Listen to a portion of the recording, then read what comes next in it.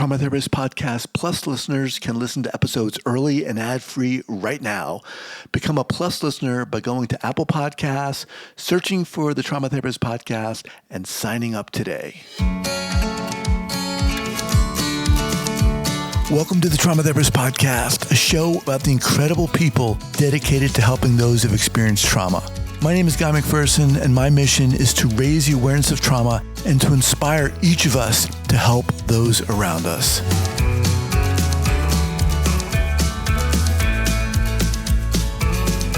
All right, Erika, here we go. So 5, 4, 3, 2, and 1.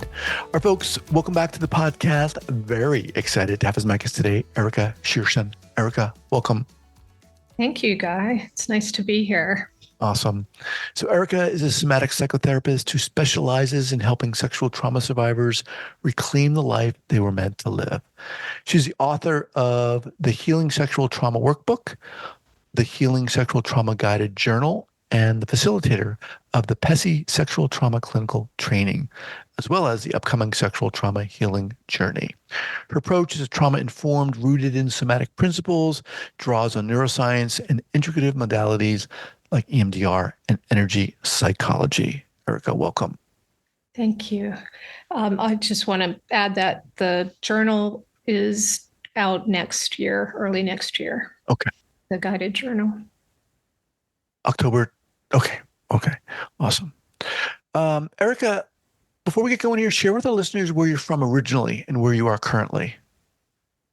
So where I'm from originally is I grew up in a military family. We moved a lot, and I spent my young adulthood trying to escape the underlying pain of trauma. Once I turned 18, I continued to move around. And I also moved from one job and relationship and along with each city. Okay. And it was like really a sense of feeling unable to gain grounding or stability with all that sort of, I didn't know it at the time, but sort of trying to escape trauma, including sexual trauma. Okay. And we'll get to that, but where are you living now? In what? Now I'm living in San Francisco, California. Okay.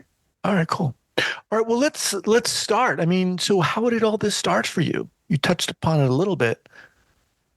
Yeah, so it started in that way, like I mentioned, just traumas in my childhood and also as a young adult.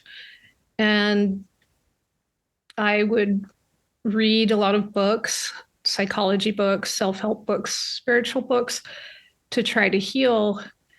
Are we talking interpersonal trauma, sexual trauma? Yes. You said traumas. Okay. Well, yeah, there was sexual traumas and also the trauma of losing my father to suicide. So he was a veteran and had undiagnosed PTSD. And, we just knew so much less about trauma at that time. And there were other traumas as well. But in any case, they all impacted me in ways I didn't understand at the time and left me searching for something, really, again, like trying to escape my inner world.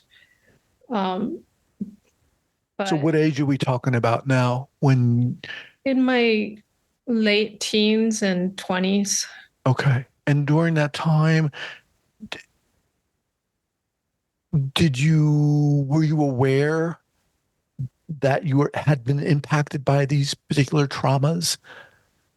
I was, however, in terms of the sexual traumas, I really pushed them away. I didn't think about them a lot because I didn't want to feel like a victim. And thinking about them made me feel that way.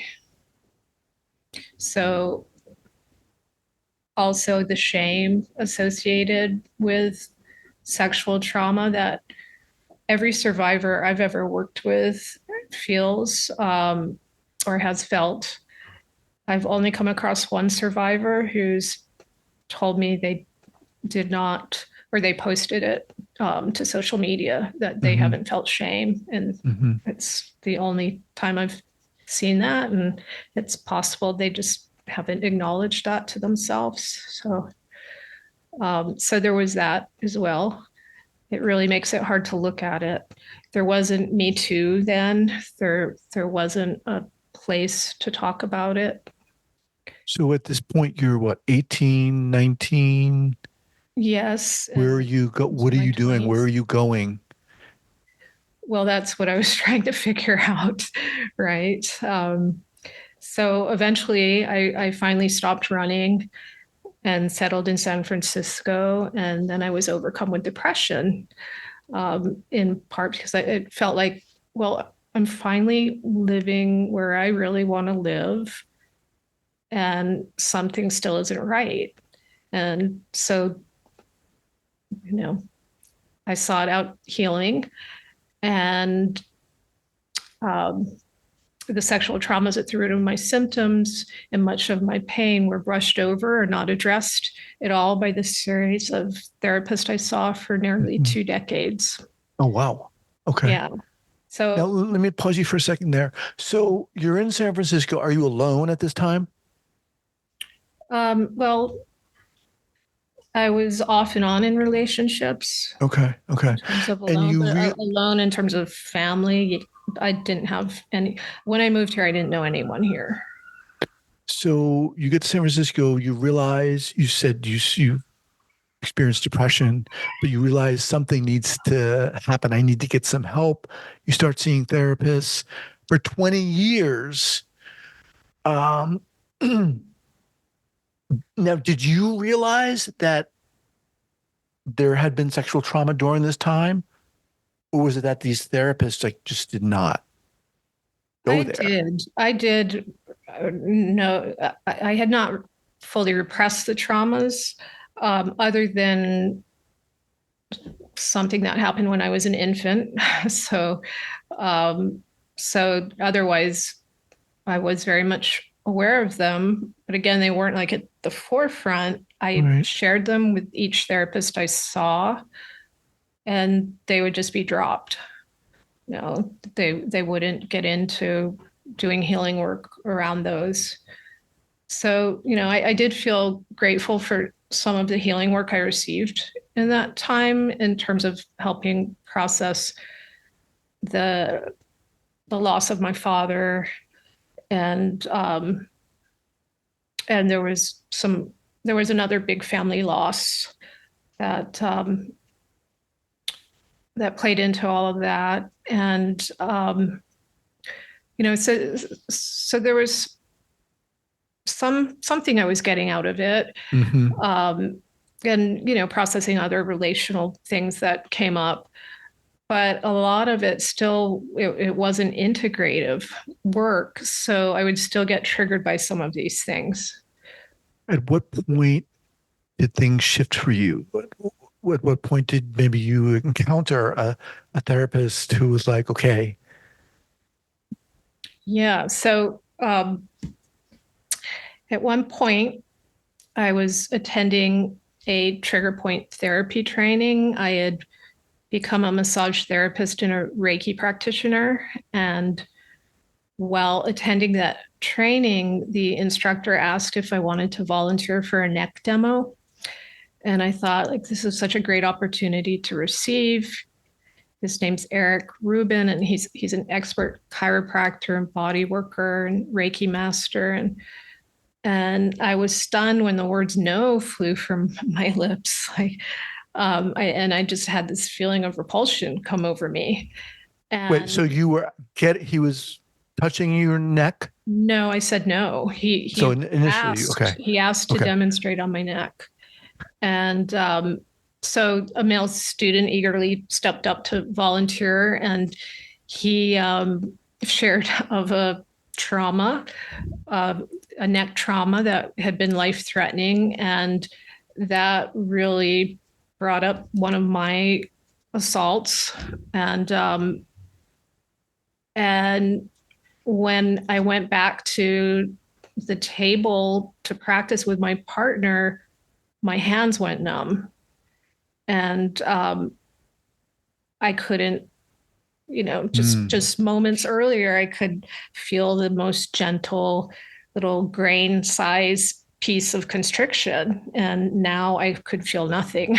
And so that was kind of terrifying, and confusion and panic set in. And the instructor suggested I take a break in an adjoining room. And alone in that cold, dark room, my body just began to tremble, and I was flooded with emotion as I felt pulled back in time to that traumatic experience from, at this point, it was 25 years earlier, or around that.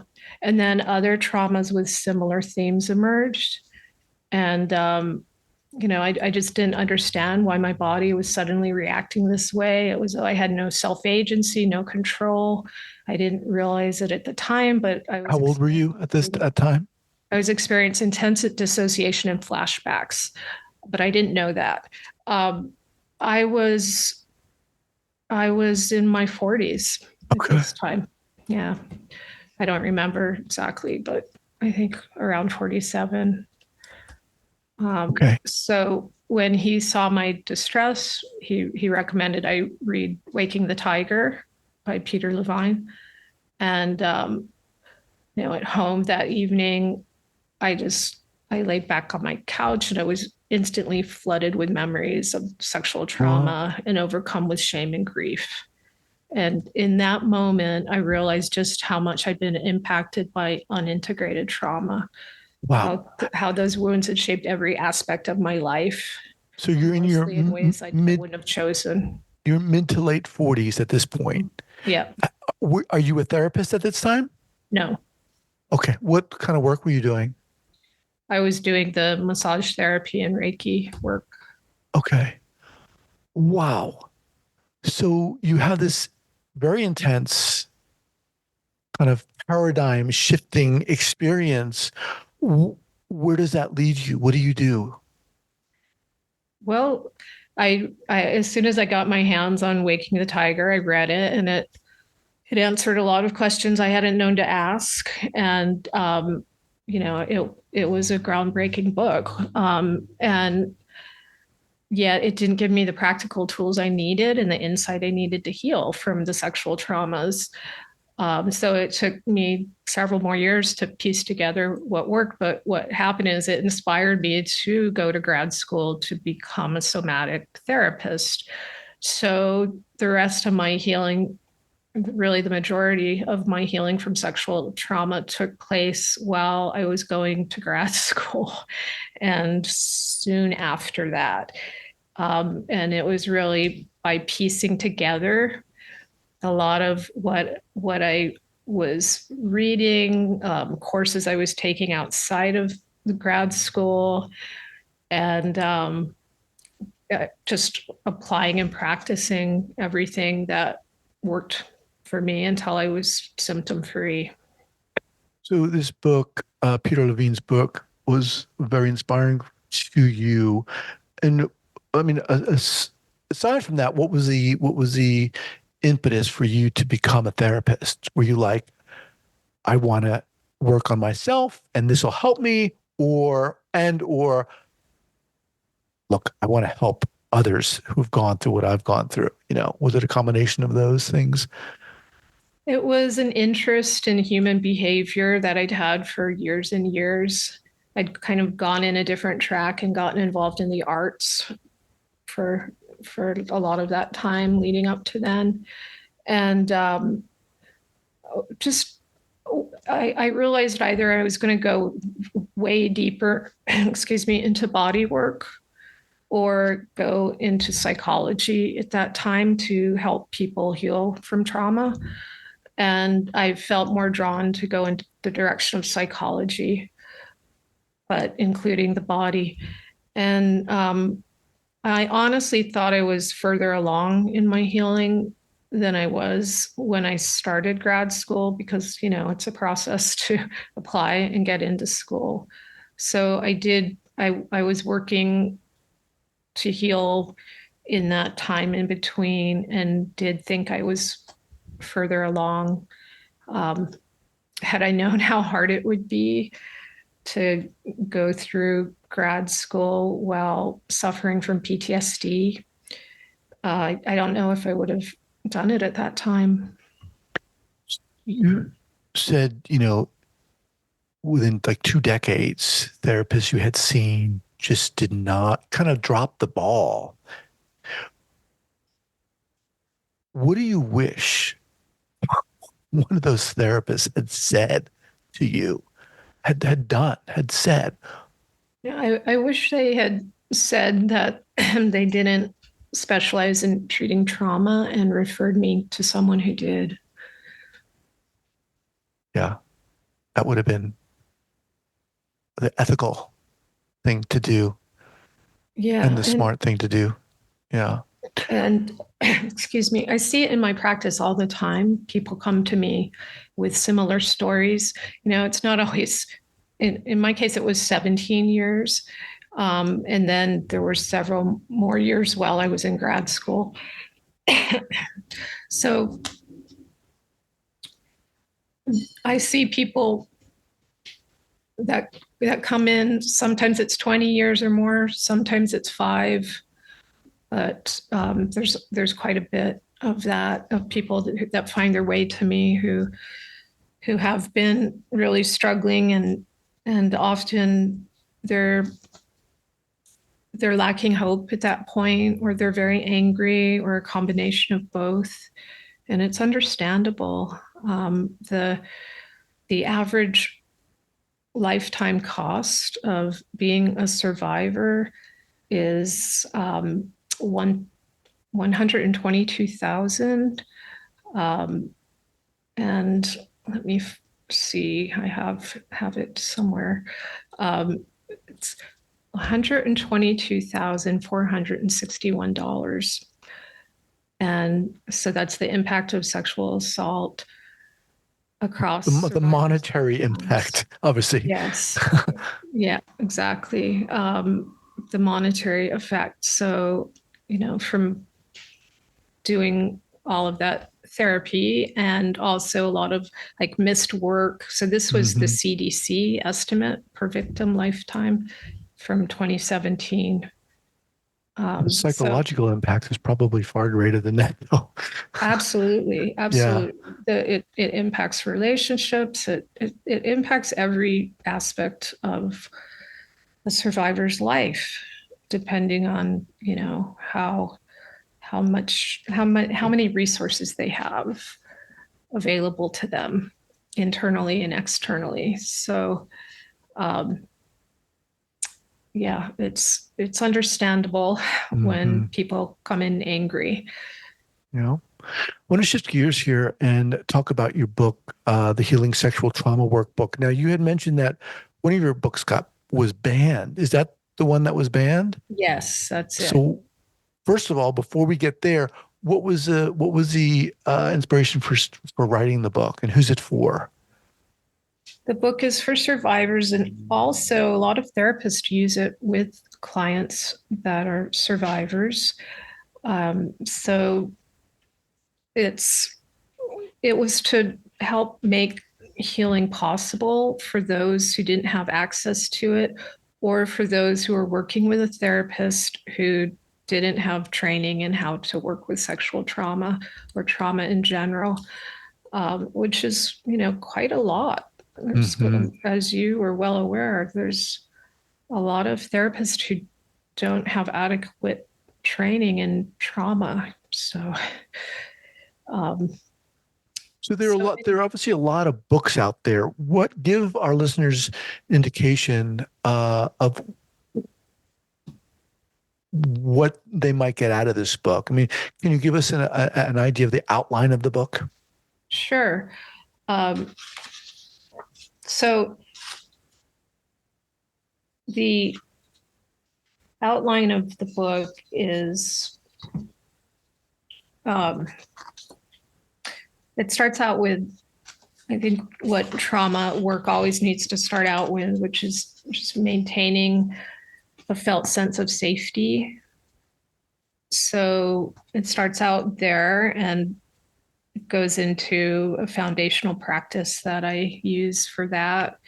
And then it goes into helping survivors understand what's happening in their nervous system, what's going on, why they responded the way they did during the sexual assault, because a lot of shame is Mm-hmm. wrapped up in that. And unfortunately, and also so that they understand as their symptoms come up how to work with them. So it teaches them how to regulate their nervous system and how to know what to do when they get triggered, depending on which state they're in their nervous system. So what they do if they're in sympathetic is going to be different than what they do if they're in a dorsal vagal state. Okay. And then it goes into working with the body somatically, why that's important, and a lot of exercises to help become comfortable tapping into the body Mm-hmm. and feeling safe enough to do so, because that is so important in the work. It covers trauma and memory, and what happened when what happens when anyone's in an overwhelming, traumatizing experience to memory, and again tying that into the body, since we remember procedurally and emotionally. Memory is implicit with trauma, so so many survivors also come in with early childhood trauma, and they don't they struggle because they don't have a clear memory of what happened. And there's so much confusion related to that, on top of the confusion of what was happening to them at the time when Mm-hmm. they weren't familiar with sex and what was being done to them. And so it helps so much to educate on these things that play into what happened in their body and why their body responded the way it did, to help diffuse the shame and also to help empower. Mm-hmm. So the practices throughout the book really help empower them. And there's a chapter dedicated to boundaries, which is so important since their boundaries were violated and shattered, and many of them went into the strategy of fawn. So the please and appease, and they haven't learned necessarily how to really make healthy boundaries. Often they haven't had the permission to do Right. so. Right. So, and it's not for only for people who responded in a fawn response. I find most anyone I work with can benefit from some boundary work. And then we go into emotions and some resilience Okay. exercises. Okay. And again, that is the Healing Sexual Trauma Workbook. Now, why was it banned and where was it banned? They don't, no one gave me a reason why it was banned, and no one notified me outside of a newscaster from that town. So I don't know if Where, it's where, banned. where? It was in Davis, Michigan, and it was the school district in that area that banned it from a Wow. high school library. Okay. So, um, it, what I learned after that from the Velshi Book Club, Ari Velshi, he's an MSNBC newscaster, and he does a banned book club. And he said that the books that are most frequently targeted, they found like an alarming trend, and that they share the same three topics: sexual identity, racism in America. So I was well aware of both of those, but this Mm-hmm. last one I didn't know: women's bodily autonomy, including sexual assault and rape. So why is that being banned?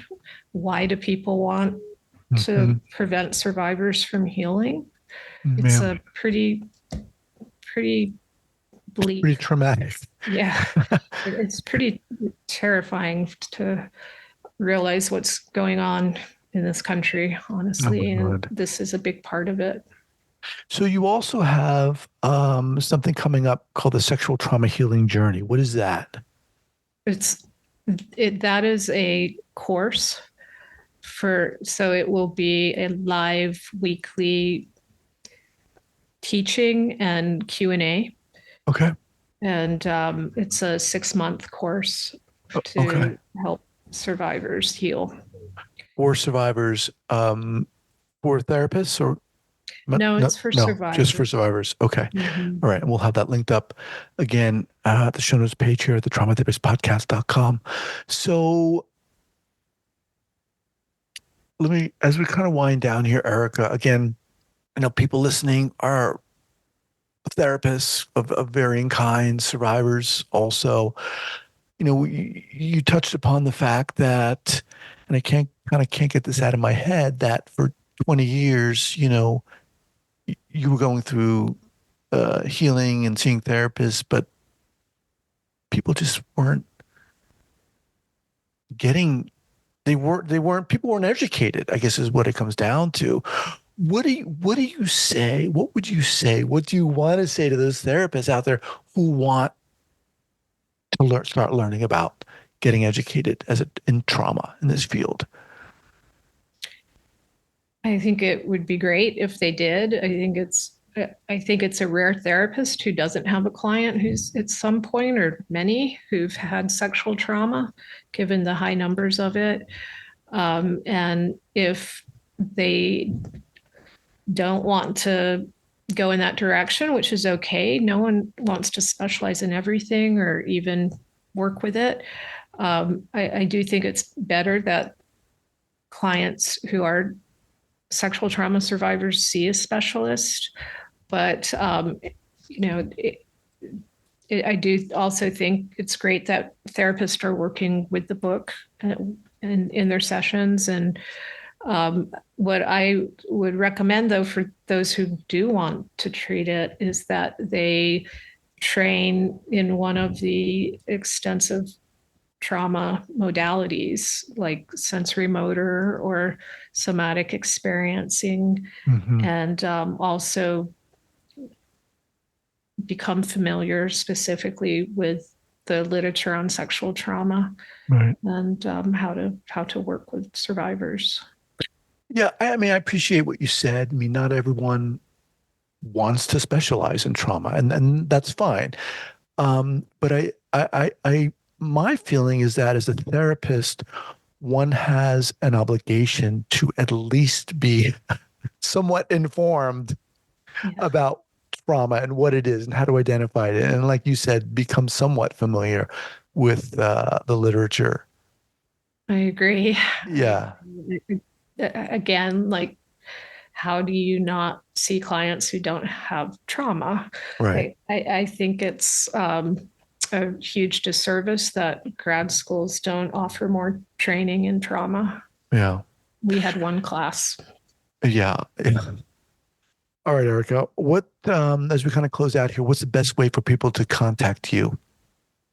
So, in terms of therapy, it's at my therapist website, Erika Shershun therapy.com.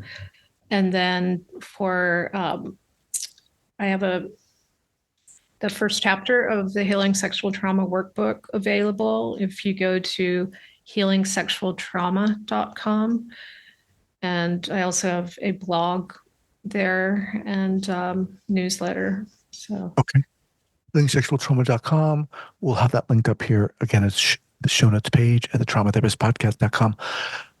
Erica, thank you so much for being here. Really appreciate you sharing your story and sharing your journey.